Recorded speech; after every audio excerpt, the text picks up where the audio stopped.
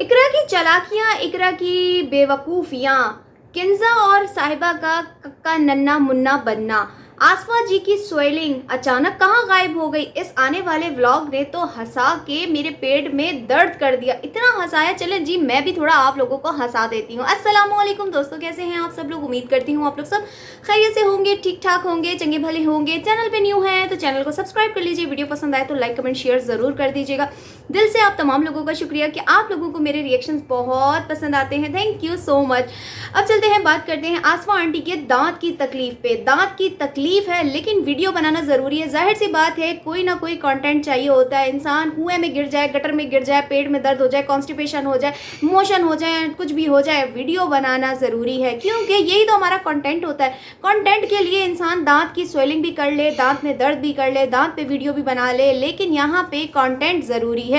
Content का फ़ायदा नहीं, दर्द का फ़ायदा उठाते हुए कंटेंट बना लिया गया। इकरा की बेवकूफ़ियाँ कि सास जो है मुंह में रुई लगा के बैठी हैं या मुंह पे स्वेलिंग करके बैठी हुई है, कुछ समझ में नहीं आ रही। ये बात मैं नहीं कह रही, आपने कमेंट पढ़ा होगा जिसमें इनके, ये तो मैंने सिर्फ एक कमेंट लगाया है, कमेंट्स की भरमार थी इस वाली वीडियो पे। मुझे ये समझ में नहीं आती कि इंसान जब तकलीफ़ में होता है तो वो कैसे वीडियो बना लेता है।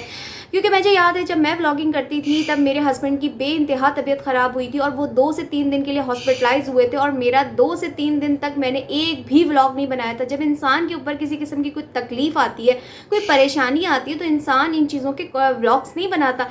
लेकिन मुझे बड़ी हंसी आ रही थी ये देख के कि दांत में तकलीफ़ है लेकिन दबाया पहुँच आ रहा है, टांगे दबाई जा रही हैं। और वो कौन दबा रहा है? किंजा दबा रही है। यहाँ पे जो लोग देखते हैं और मैं भी जब इनके व्लॉग देखती हूँ तो मुझे इनकी व्लॉग में एक चीज़ फील होती है कि हर वक्त इकरा बहाने करती रहती है, हर वक्त इकरा बहाने करती रहती है। मैं वीडियो की एडिटिंग कर रही हूँ, मैं वीडियो में बिज़ी हूँ, मैं क्या काम कर रही हूँ, मैं इंस्टा की स्टोरी बना रही हूँ, मैं ये कर रही हूँ, और सारे काम जो है वो साहिबा और किंजा कर रहे होते हैं। सास भी कर रही होती हैं लेकिन ज़्यादातर साहिबा और किंजा से करवाया जा रहा होता है। जब कमरे में जब कैमरा लेके इकरा बेगम जाती हैं इतना बड़ा लेक्चर देने के बाद, तो आपने देखा था कि किंजा सासू माँ की टांगे दबा रही है। दांत का दर्द टांगों में कैसे आ गया और टांगों का दर्द फिर अचानक से दांत में कैसे चला गया, जबकि खुद कैमरा पकड़ के इकरा जो है वो व्लॉगिंग कर रही है, सास की खैरियत पूछ रही है और किंजा को कह रही है जाओ तुम जाके ना चाय बनाओ। तुम खुद क्यों नहीं चाय बना लेती, तुम किंजा को क्यों बोल रही हो? फिर उसके बाद जनाब किचन में तो चली गई चाय बनाने के लिए, लेकिन हो सकता है कि किचन में जो चाय का पानी है वो किंजा ने रख दिया हो और ऊपर से ये वहाँ किचन में इकरा पहुँच गई हो। क्योंकि आजकल जो देखने वाले सब्सक्राइबर हैं वो अच्छी खासी इनके ऊपर तनकीद कर रहे हैं कि हर काम जो है वो किंजा और साहिबा से करवाया जाता है और ये मोहतरमा अपने कमरे में एडिटिंग के बहाने, वीडियो के बहाने हर वक्त आराम कर रही होती हैं और गायब होती हैं, बस हर वक्त कैमरा लेके लोगों की मूवी मतलब व्लॉग बना रही होती हैं। तो फट से जो है पानी रखने के बाद ये किचन में मोहतरमा पहुंच जाती है और चाय की पत्ती डालती हैं, चाय बनाती हैं और पहुंच जाती हैं कमरे में। इसी तरह कुछ जगहों पे ऐसा देखा गया जहाँ पे मुझे इतनी हैरत हुई जब इंसान की शादी हो जाती है।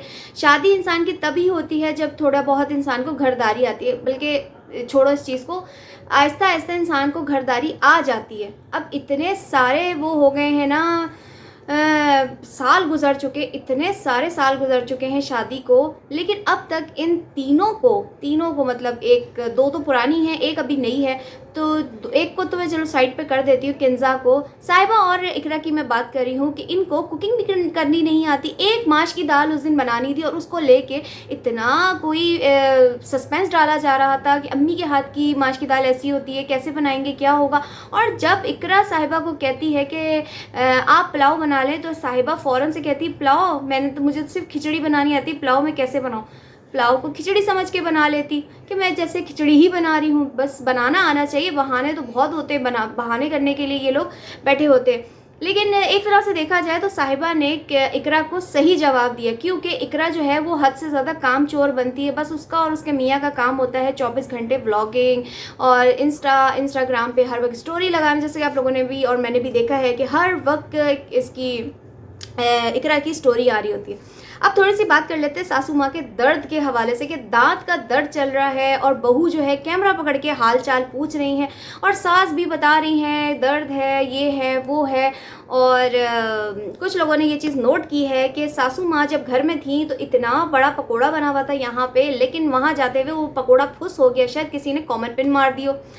तो ये चीज़ें जो है ना सब्सक्राइबर नोट करते हैं, क्योंकि सब्सक्राइबर जो है ना वो सीआईडी की नज़रों से देखते हैं। और मैंने भी बड़े गौर से जब लोगों के कमेंट्स पढ़ने के बाद जब ये चीज़ नोट की, क्योंकि पहले जब मैं वीडियो देख रही थी मैंने इस चीज़ को नोट नहीं किया, लेकिन जब मैंने कमेंट पे थोड़ा सा विजिट किया देखा तो फिर मैंने दोबारा जाके वो वीडियो देखी। मैंने कहा वाकई ही सब्सक्राइबर सही कह रहे कि पहले तो इतना बड़ा पकोड़ा बना हुआ था, सूजा हुआ था, लेकिन जब जाने का टाइम आया है तो वो हॉस्पिटल जाते ही पकोड़ा गायब हो गया।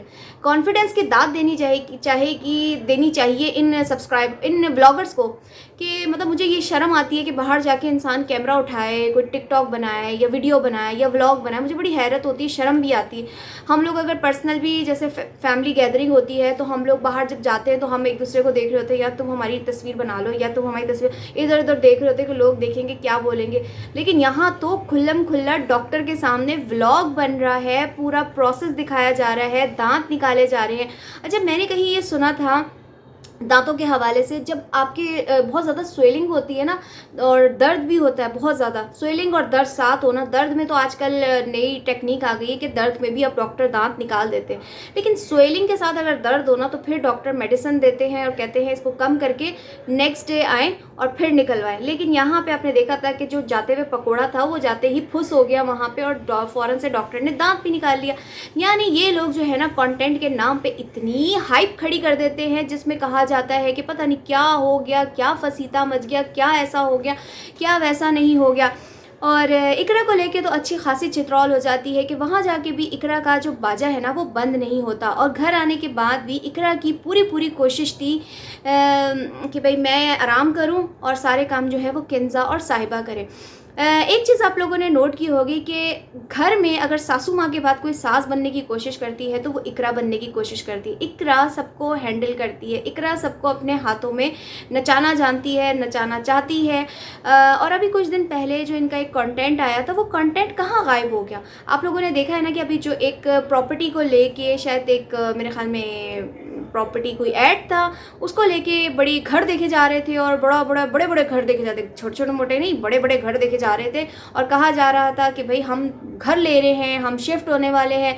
तो किधर गया वो घर, किधर गई वो शिफ्टिंग, कुछ समझ नहीं आ रहा। तो ये जो इन लोगों की बोंगियाँ होती हैं, बेवकूफ़ियाँ होती हैं और अपने सब्सक्राइबर को बेवकूफ़ बनाते हैं ना कंटेंट के चक्कर में, वाह वाह वाह वाह वाह। फिर लोग आगे रिएक्शन वालों को बोलते हैं कि आप इनके बारे में क्यों गीबत करते हैं, आप इनको क्यों बुरा बोलते हैं। तो फिर आप उनको जाके भी बोला करें कि आप लोगों को यानी आप सब्सक्राइबर को क्यों उल्लू बनाते हैं, क्या उनके यहाँ पे चे लिखा हुआ होता है, समझ जाइएगा। तो ये इन लोगों ने जो कंटेंट खेला था। अब थोड़ी सी बात कर लेते हैं कि वो घर कहाँ गायब हो गया। और घर वाले दिन भी आप लोगों ने देखा था कि दादी अम्मा के बाद जो छोटी दादी अम्मा है यानी सासू माँ के बाद जो छोटी सासू माँ है इकरा, वो भी लोगों ने पकड़ ली थी एक सीन में। पहले तो दिखा नहीं रहे थे, बड़ा सस्पेंस क्रिएट किया हुआ था, सिर्फ सासू माँ और दोनों बेटे थे। लेकिन वो कहते हैं ना कैमरे की आंख से कुछ नहीं छुपता, कोई देखे ना देखे शब्बीर तो देखेगा, तो सब्सक्राइबर शब्बीर बन के देखते हैं। फिर उसके बाद अभी जो जो अभी वीडियो आई है उस पर जो है ना लोगों ने इतने कमेंट किए हैं, इकरा की सही वाली चित्रौल कर दी। और किसी ने ये भी कह दिया कि नेक्स्ट व्लॉग आना चाहिए सासू माँ के कॉन्स्टिपेशन पे। उफ तौबा, लोग कैसे कैसे कमेंट कर देते हैं।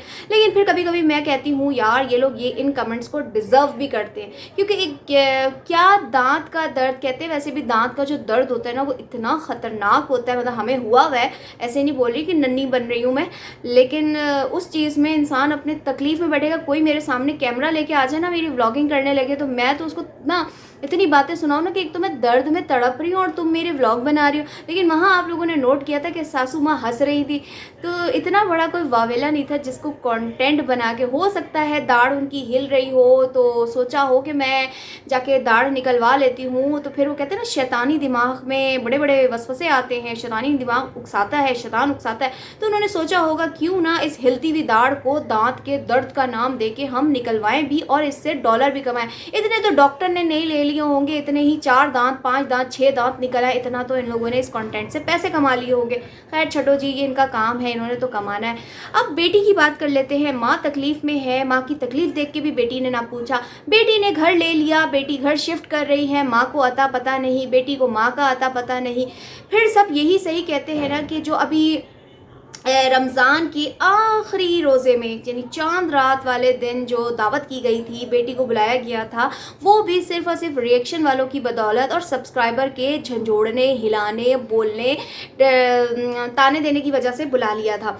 और ना चाहते हुए भी बेचारी को घर से जैसे तैसे कपड़े निकाल के दे दिए गए, ईद भुगताई गई, टिपटाई गई, उतारी गई सर से, वो वाला काम किया गया। मुझे हैरत होती है इस माँ पे कि माँ की जो है ना, जब एक बेटी होती है ना, वैसे तो कहते हैं ना माँ के लिए सारी औलाद बराबर होती है, लेकिन जब माँ की एक अकलौती बेटी हो ना, तो उसकी सारी की सारी तवज्जो ना अपनी बेटी की तरफ होती है और उसको ख्याल होता है कि हमारी बेटी ने आना है। बच्चों की छुट्टियाँ पड़ गई, जैसे कि अभी देखा आप लोगों ने कि वेकेशन शुरू हो गई हैं, कहीं से अता पता नहीं कि मोमिना ने बोला हो मैंने बच्चों को लेके अम्मी के घर रहने जाना है, या अम्मी ने बुलाया है, या अम्मी ने अपनी बेटी को याद किया हो कि मोमिना ने आना है। दांत की तकलीफ़ थी तब भी वो नहीं आई, और उसके बाद जो अभी जो घर चेंज किया है, घर ख़रीदा है ना हो, उसकी कोई मुबारकबाद दी गई। अच्छा, ये लोग वीडियो में भी मुबारकबाद नहीं देते। मुझे बड़ी हैरत होती है कि कैसे भाई हैं, कैसी माँ है, कैसे मतलब ये लोग हैं, कैसे इन लोगों का इतना मजबूत दिल है। फिर सही वो लोग कहते हैं कि ये इनकी सगी माँ नहीं है, क्योंकि माँ का दिल जो होता है ना, वो माँ तो माँ होती है यार। माँ एक अजीम हस्ती होती है। माँ का दिल ऐसा सॉफ्ट होता है कि खुशी हो, गमी हो, सबसे पहले माँ पहुँचती है।